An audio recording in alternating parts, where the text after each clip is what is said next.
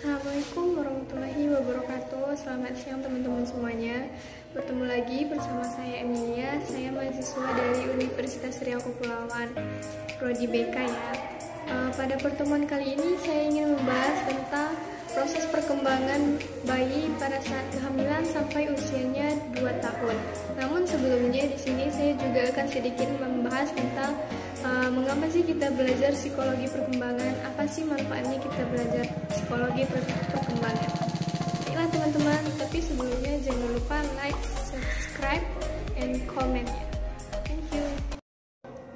Nah teman-teman semua, kita masuk pada materi yang pertama. Materi yang pertama yaitu manfaat belajar psikologi perkembangan. Apa sih manfaat belajar psikologi perkembangan? Nah, manfaatnya ini bisa kita aplikasikan dalam kehidupan kita sehari-hari.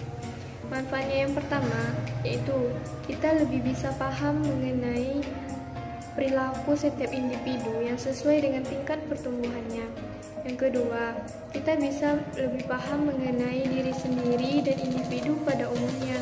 Yang ketiga, kita bisa membedakan metode apa yang kita gunakan dalam pengajaran ataupun perilaku kita sehari-hari.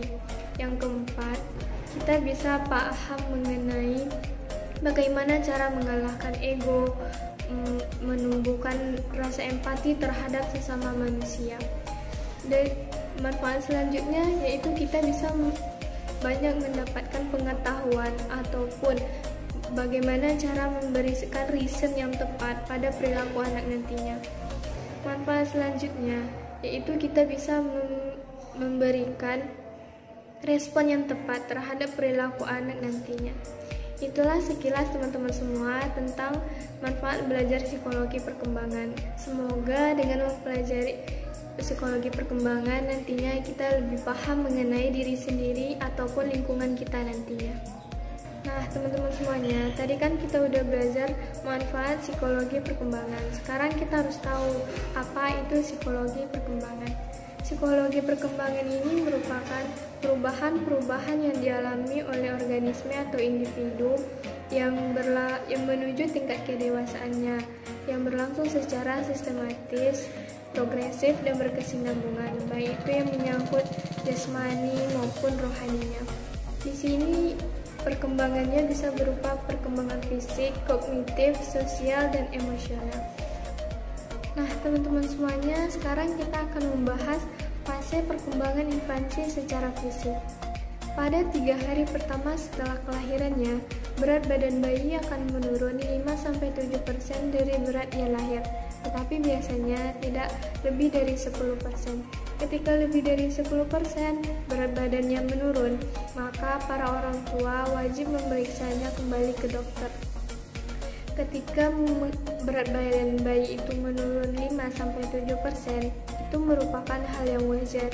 Ibu-ibu tidak perlu khawatir, karena pada saat tinggal di dalam rahim, ia dipenuhi cairan, sehingga ketika lahir cairan tersebut akan terangkat dengan dirinya dan akan mengalami penyusutan. Di hari keempat setelah kelahiran, badannya akan mulai naik lagi hingga kembali ke berat lahir dalam waktu 1-2 minggu.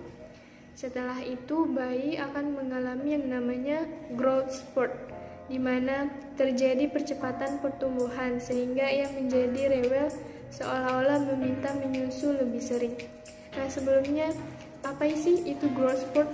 Growth spurt merupakan kondisi di mana tubuh bayi membutuhkan asupan gizi atau nutrisi lebih banyak daripada kebutuhan nutrisi pada umumnya.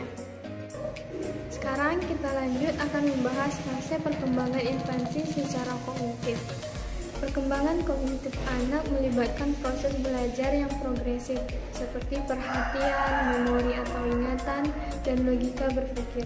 Perkembangan keterampilan tersebut penting agar si kecil bisa memproses informasi, belajar mengevaluasi, menganalisis, mengingat, membandingkan, dan memahami sebab atau akibat.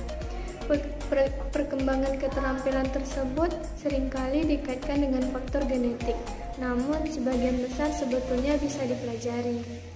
Kemampuan berpikir dan belajar dapat ditingkatkan dengan mempraktikannya atau memberikannya stimulasi yang tepat. Nah, di sini penting bagi peran orang tua pada anaknya. Dari kecil sebaiknya dibiasakan untuk mengenal hal-hal yang kecil atau mulai dari hal-hal yang dasar. Perkembangan kemampuan kognitif anak akan menghasilkan kemajuan besar dalam 6 tahun pertama usianya. Pada masa ini, ibu melihat si kecil mulai memahami koneksi atau hubungan antara objek dan orang di sekitarnya. Saat ia terus membuat kemajuan besar secara fisik. Nah, teman-teman semuanya, sekarang kita akan membahas perkembangan emosi pada infansi. Yang pertama dimulai pada usia 0 sampai 3 bulan.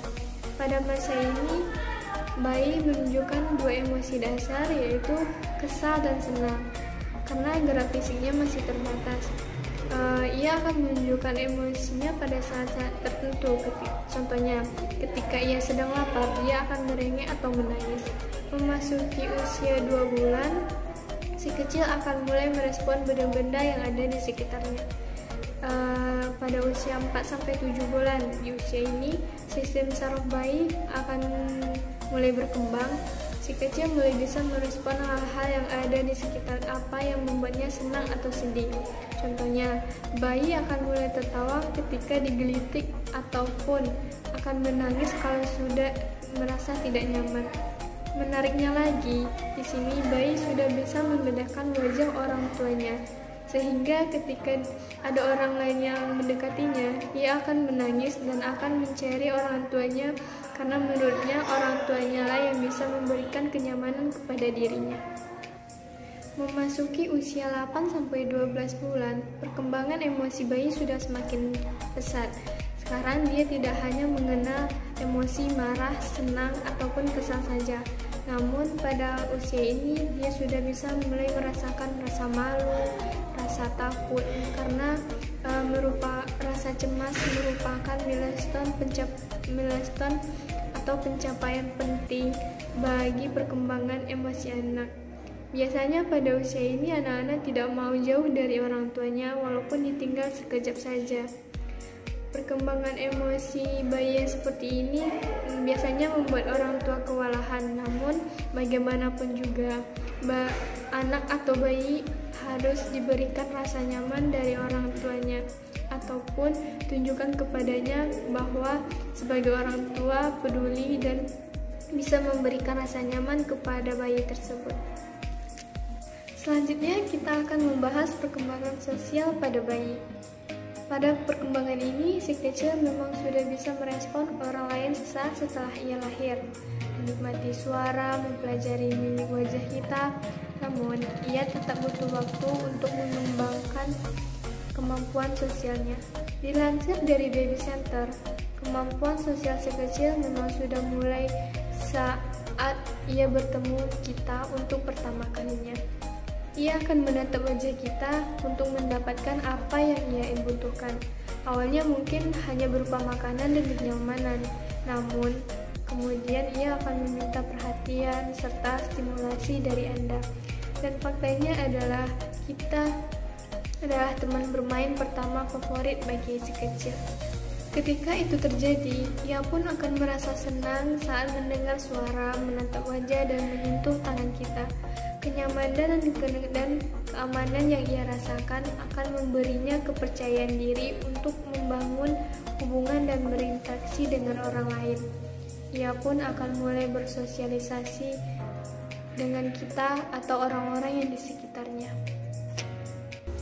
Itulah sedikit penyampaian materi dari saya tentang psikologi perkembangan, mulai dari pada saat kehamilan sampai usia 2 tahun, serta sedikit membahas tentang perkembangan bayi, perkembangan kognitif, sosial, emosional, ataupun fisiknya.